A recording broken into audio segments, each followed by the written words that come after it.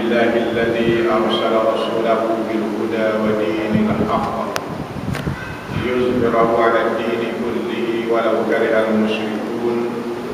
أشهد أن لا إله إلا الله وحده لا شريك له وأشهد أن سيدنا محمدا عبده ورسوله. اللهم صل وسلم على سيدنا محمد وعلى آله وأصحابه أجمعين ومن تبعهم بإحسان إلى يوم الدين. أما بعد. Yang menghormati Syahsul selaku imam dan juga ahli jawatan kuasa Masjid Jajahan Kuala Kerai, dan sahabat Ambo juga tunggu Ambo, Ustaz Im Madinah, kepada ataupun kita kenali pada ini, dan juga kepada semua muslimin muslimat, hadirin hadirat yang dirahmati Allah Subhanahu wa taala. Alhamdulillah, marilah sama-sama kita senantiasa memanjat syukur kepada Allah Subhanahu wa taala yang tidak terhingga, kerana kita dilimpahi nikmat dan rahmat kasih sayang Allah Subhanahu wa taala kepada kita semua.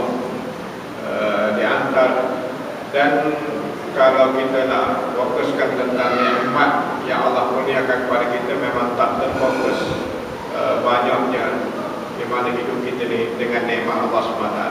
Tapi tentang rahmat ini, di mana kita hendaklah kabar bahawa di mana kita sekarang ini sedang dilimpahi rahmat kasih sayang Allah Subhanahu wa taala. Sebagai tanda buktinya rahmat kasih sayang Allah Subhanahu wa taala, di mana Allah Subhanahu wa taala masih lagi memberi kekuatan kepada kita, kekuatan kepada kita untuk datang ke masjid, untuk berjamaah, dan untuk melakukan berbagai-bagai amal yang dituntut oleh Allah SWT kepada kita. Ini tanda rahmat kasih sayang Allah Subhanahu wa taala. Di mana orang yang dapat rahmat itu ialah orang yang dibuka pintu hati dia, orang yang diberikan pimpinan hidayah oleh Allah SWT, dapat melaksanakan amal ibadah kepada Allah SWT. Syukur kepada Allah SWT yang tidak terhingga di atas nikmat dan rahmat ini yang melimpah Allah SWT berikan kepada kita. Sesungguhnya rahmat Allah Subhanahu wa taala ini Allah beri kepada manusia ini satu rahmat saja. Daripada 100 rahmat, satu rahmat saja Allah beri kepada kita atas dunia ini. Dengan satu rahmat inilah kita hidup dalam keluarga kasih sayang, dalam keluarga kita berkasih sayang sama sahabat kita, dapat bersatu dalam melaksanakan kerja-kerja kita dengan umat ini. Itu satu rahmat. 99 rahmat lagi Allah tak beri kepada kita. Kalau beri 99 rahmat atau 2,000 kan katakan hebatnya. Allah bagi 99 rahmat ini ketika hari kiamat, hari di mana manusia sangat perlukan kepada rahmat Allah Subhanahu wa taala. Dengan rahmat Allah sahajalah yang akan dapat menyelamatkan manusia daripada berada dalam keadaan huru-hara yang amat dahsyat yang digambarkan oleh Allah pada hari kiamat. Maka dengan satu rahmat ini, dan dengan nikmat yang tak mampu kita hitung, yang tak mampu kita bilang, dan dengan satu rahmat yang Allah kurniakan kepada kita ini, kita dapat kecapi, dapat rasai khususnya rahmat, satu rahmat itu kita dimilih oleh Allah Subhanahu wa taala menjadi orang Islam, menjadi umat Nabi Muhammad. Satu rahmat itu yang paling berharga kepada kita ialah Allah pilih kita jadi orang Islam, Allah pilih kita jadi umat Nabi Muhammad sallallahu alaihi wasallam. Nah, jadi bila kita khabar demikian bahawa dengan satu rahmat Allah pilih kita jadi orang Islam ini, di mana apakah di sana perlu kita soal diri kita.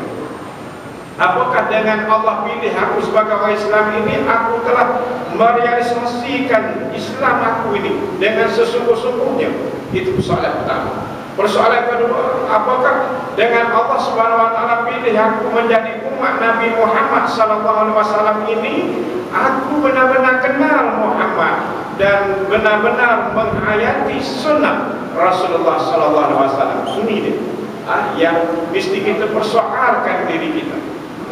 Dan pada malam ini ceramah di tajuk Anbar Ramadan ini tak ada lain, abang nak ajak diri abang dan kita semua, para jemaah semua, di mana di atas kesinambungan atau relevannya umat Allah SWT memilih kita, mengurniakan kepada kita rahmat, di mana pilih kita menjadi seorang Islam dan memilih kita menjadi umat Nabi Muhammad SAW. Justru itu abang nak ajak diri abang dan tuan-tuan semua kita buat postmortem. Nah, itu perkara pertama. Anbar Ramadan ni ialah nak ajak kita semua buat postmortem. Nah, iaitu bedah siasat. Nah, bedah siasat diri kita.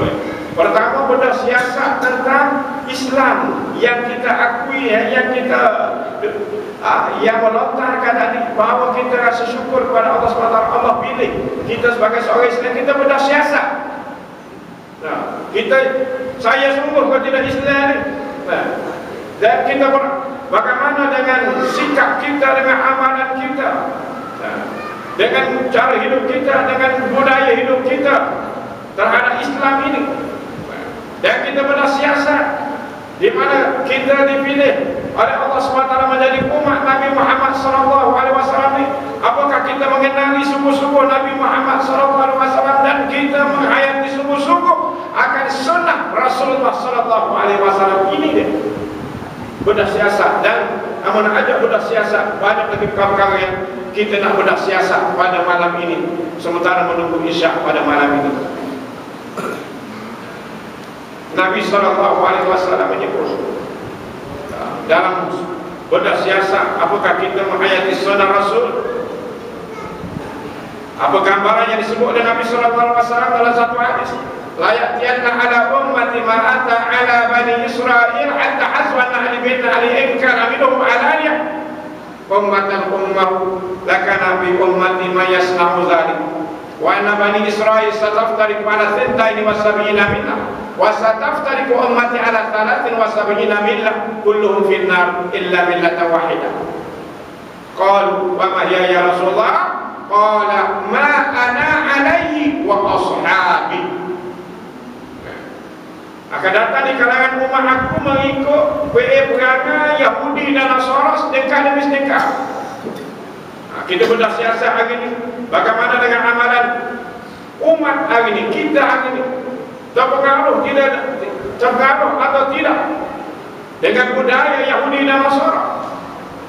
Nah, memang Yahudi dan Nasara, kita tidak masuk agama Yahudi dan Nasara. Apa yang ditunggu oleh Yahudi dan Nasara, yang dirancang oleh Yahudi dan Nasara, umat mengikut millah, budaya mereka, cara hidup mereka, sudah cukup bagi mereka. Walan tarda anka al-yahud walan nasara hatta tattabi'a millah, hatta tattabi'a millatahu. Sudah cukup bagi mereka. Dan apa dia pegangan Yahudi dan Nasara? Semua di kalangan kita sudah maklumlah dan amu kali dan dengan ceramah. Yahudi dan Nasara ini mencetuskan idea, mengkreakan sesuatu program, mengglobalisasikan sesuatu agenda. Di antara agenda yang diglobalisasikan, di mana cuba mereka pengaruh yang pernah berlaku dalam sejarah, di mana Profesor Zwima menganjurkan suatu muktamar di kalangan pendeta-pendeta Yahudi seluruh dunia yang dihadiri oleh 50.000 pendeta Yahudi seluruh dunia, bertempat di Kahirah, Mesir, di mana mereka membincangkan bagaimana caranya untuk menghancurkan, meranakkan umat Islam seluruh dunia. Bukan meranakkan umat Islam seluruh dunia dengan atom, dengan nuklear. Maka lahir pandangan seorang Profesor Dr. Wisbesket. Dia kata cara yang paling mudah untuk hancur kaum Islam seluruh dunia, kita cetuskan idea, kita kreakan program agenda yang boleh menghanyutkan umat Islam, daripada menjauhkan Islam daripada alim ulama, menjauhkan Islam supaya benci dengan majlis ilmu, menjauhkan Islam daripada masjid dan surau. Kali inilah yang telah dilakukan oleh ahlul kitab di kalangan Yahudi dan Nasara, yang menyebabkan mereka sepanjang hidup mereka dalam laknat Allah, kerana mereka buah-buah ahlul kitab, ahli-ahli agama di kalangan Yahudi dan Nasara menyesatkan golongan-golongan juhala. Ini perangai Yahudi, ini milah dia. Maka berbagai-bagai cetusan idea, berbagai-bagai kreativiti yang dikreakan oleh orang Yahudi dan Nasara ini, agenda-agenda program-program yang boleh melala dan melakukan menjauhkan diri umat Islam, terutama sekali anak-anak remaja kita, dari masjid. Tak berminat dengan masjid, tak berminat dengan majlis ilmu, tak berminat dengan pendamping diri atau buku dengan alim ulama. Nah, ini kita mesti kabar. Kita mesti sedar di mana Yahudi dan Nasara telah berdaya. Kata Wisbesket, dia kata cara paling mudah kita bawa masuk dalam masyarakat Islam ialah kita cetuskan idea dan program-program ini. Yang antaranya program hiburan, program permainan, program permainan, program sosial dan sebagainya, telah mendatangkan hasilnya pada hari ini. Sehingga pada hari ini tahun 2008 sampai 2011, hamba bawa balik daripada Ilim, seminar di Ilim 4-5 hari minggu lepas, maklumat didedahkan.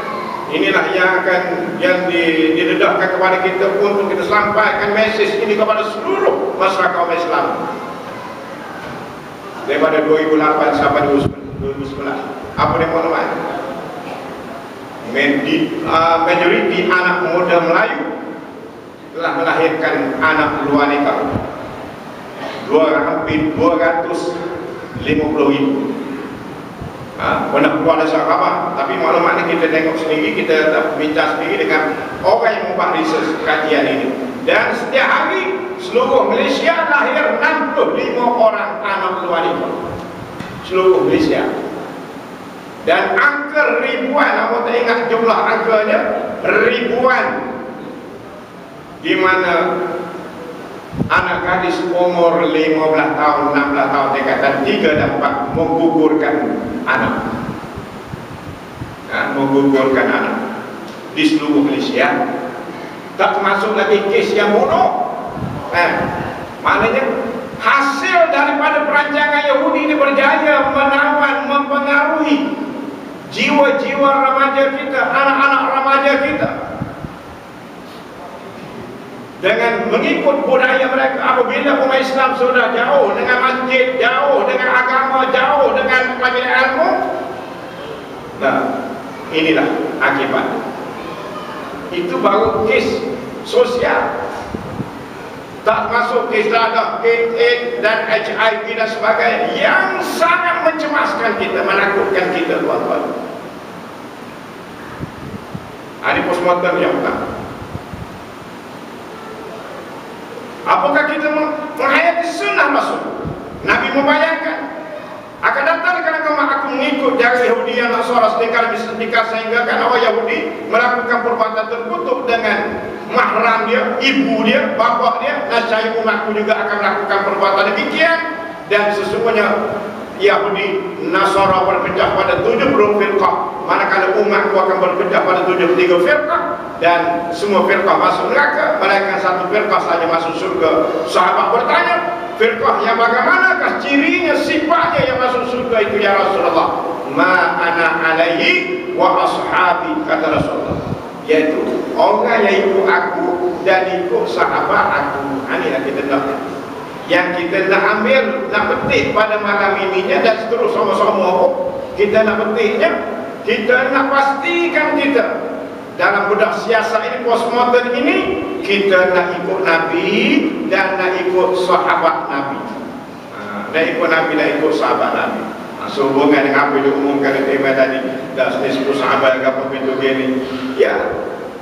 Nah, mana kita buat boleh pada, buat boleh pada, buat sore-sore lah. Nah, jangan jadi satu kepercayaan pula di kalangan kita pula buat tadi ni, buat amal-amal. Nah, tadi lah. Nah, doa boleh pada. Nah, jadi kita nak pastikan. Jadi sehubungan dengan di mana kita nak pastikan kita ikut Nabi sallallahu alaihi wasallam ini berkait dengan Ramadan yang kita akan tempuhi ini. Yang kita akan tempuhi beberapa hari saja lagi, lebih kurang 2 minggu lagi tak sampai 2 minggu pun kita akan berdepan dengan Ramadan. So bagaimana dengan Ramadan yang telah lalu, yang telah kita laksanakan pada tahun lepas? Nah, di mana Ramadan yang telah kita laksanakan pada tahun lepas dan tahun-tahun selepasnya ialah memberi kekuatan atau power kepada kita dan menghasilkan seperti mana yang dijanjikan oleh Allah Subhanahu wa taala, la'allakum tattaqun. Apakah kita telah mencapainya? Ini persoalannya, sudah siasatnya. Ya ayyuhalladzina amanu kutiba alaikumus shiyamu kama kutiba alal ladzina min qablikum la'allakum tattaqun. Wahai orang-orang yang beriman, diwajibkan ke atas kamu berpuasa sebagaimana diwajibkan ke atas orang-orang yang terdahulu daripada kamu. La'alla, mudah-mudahan kamu dengan puasa yang kamu laksanakan ini menjadi orang takwa kepada Allah, orang yang takut kepada Allah Subhanahu wa taala. Jadi kita sudah sekian lama berpuasa mengikut qadar umur kita masing-masing lah. Nah, kalau 50 tahun start, 15 tahun kita puasa sungguh. Sekarang umur kita 50 tahun, mana 35 tahun dah kita puasa. Nah, kalau kita umur 30 tahun, bermakna sudah 15 tahun kita puasa sungguh.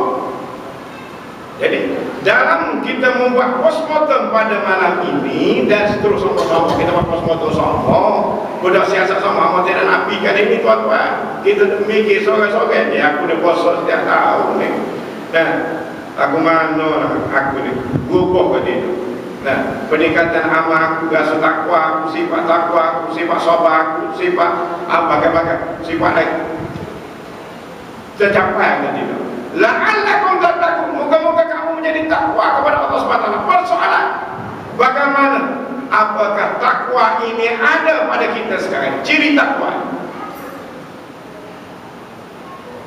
Apakah kita sudah mencapai ciri takwa? Sayyidina Ali karamallahu wajhah menyatakan, at-taqwa ya arba'atun, ada 4 tanda. Ada 4 tanda orang kenalmu ni orang takwa sungguh atau tidak, ada 4 tanda. Menceklah dirimu. Nah, pertama, al-khawf minal jalil.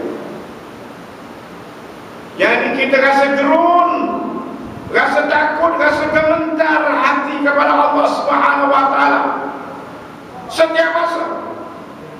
Apakah kita memiliki rasa gerun dan takut kepada Allah walau di mana kita berada? Bukan ketika kita nak mati, kita sakit tenaknya, atau ketika kita berada di masjid kita rasa gerun takut kepada Allah, atau mana kita tidak rasakan 24 hours rasa takut kepada Allah Subhanahu wa taala. Ini persoalan yang pertama. Rasa gerun dan takut kepada Allah walau di mana kita berada. Apabila kita rasa gerun dan takut kepada Allah walau di mana kita berada, maka sudah pasti kita akan jaga lisan lidah kita daripada kecek kosek-kosek. Kalau kata kita rasa gerun dan takut kepada Allah, kita akan jaga mata kita daripada melihat kosek-kosek atau perkara-perkara yang mendatangkan maksiat. Kita akan jaga perut kita daripada diisi benda-benda yang haram dan syubhat. Kerana kita rasa gerun dan takut kepada Allah SWT, kita akan jaga tangan dan kaki kita daripada melakukan sesuatu yang tidak baik, kerana kita rasa gerun dan takut kepada Allah SWT.